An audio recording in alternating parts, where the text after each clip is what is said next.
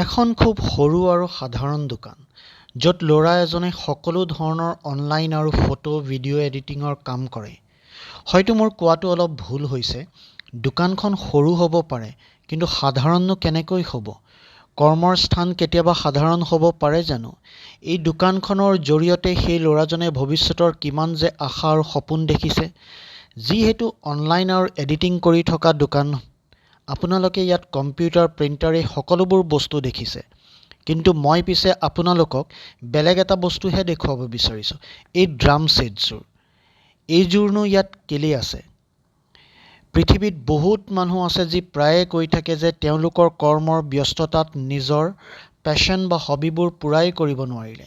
কিছুমানে কয় কিবা এটা শিকিবলৈ বহুত ধৰণৰ সুবিধা লাগে, বহুত খালী সময়খিনি এনেই পাৰ কৰি দিয়ে। কিন্তু এই ল'ৰাজনক চাওকচোন, বিশেষ একো ধৰণৰ সুবিধা নাই।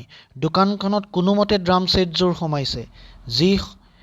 যি সময় তেওঁৰ গ্ৰাহক নাথাকে বা একো কাম নাথাকে, তেওঁ নিজৰ পেশ্যনটোত মুগ্ধ হৈ পৰে।